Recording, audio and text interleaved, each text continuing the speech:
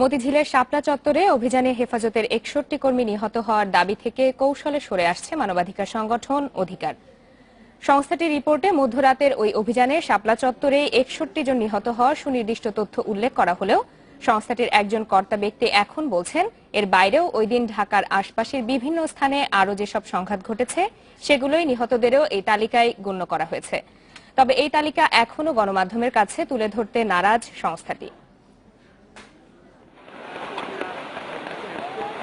গণমাধ্যমের উপস্থিতিতে মধ্যরাতের এই অভিযান চললেও বিতর্ক এর পিছু ছাড়ছে না।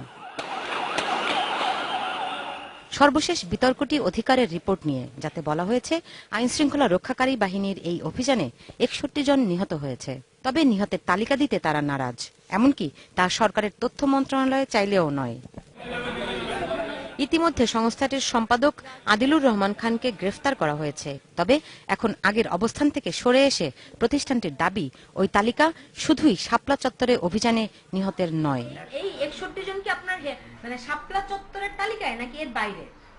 শুধু এই ঢাকা শহরে যেই হেফাজতুল ইসলামের সমাবেশকে কেন্দ্র করে যেই মানে নিহতের ঘটনাগুলি হয়েছে আপনার ওই অপারেশন শাপলা চত্বর। এখানে সেগমেন্ট কি আপনি আমাকে আলাদা করে দিতে পারেন যে শাপলা চত্বরে কতজন আর সারা শহরে মিলে কতজন? না, ওইটা ওইভাবে করা সম্ভব নয়। সেদিন শাপলা অভিযানের পর বিভিন্ন স্থানে সংঘর্ষে অনেক হতাহতের ঘটনা ঘটে। নাসিরউদ্দিন এলান দাবি করেন তাদের নিজস্ব কর্মী বাহিনী পরবর্তীতে তথ্য অনুসন্ধান করে কথিত তালিকাটি তৈরি করে। আমাদের কিন্তু ৪০০ জন মানবাধিকার কর্মী আছে সারা বাংলাদেশে ছড়ানো, এবং সেখান থেকেও আমরা কিন্তু ইনফরমেশনগুলি ক্রস করেছি। এদিকে আন্তর্জাতিক কয়েকটি মানবাধিকার সংস্থার পাশাপাশি দেশের ভেতরে আইন ও সালিশ কেন্দ্রকে ওই তালিকা দেয়া হয়েছে বলে অধিকার দাবি করলেও আইন ও সালিশ কেন্দ্রের নির্বাহী পরিচালক বলছেন তারা কোনো তালিকা পাননি। মৌখিক কিংবা ইমেল, চিঠি কিংবা কোনোভাবেই কোনো বার্তা অধিকার থেকে আমার কাছে আসেনি। না, আমরা কিন্তু চেয়ারপারসনের কাছে পাঠিয়েছি। আমরা কিন্তু আইনশালীতে চেয়ারপারসন হলো হামিদা হোসেন। আমি তো এই সংগঠন নির্বাহী প্রধান, করতে হলে তো আমার মাধ্যমেই সেটা করতে হবে।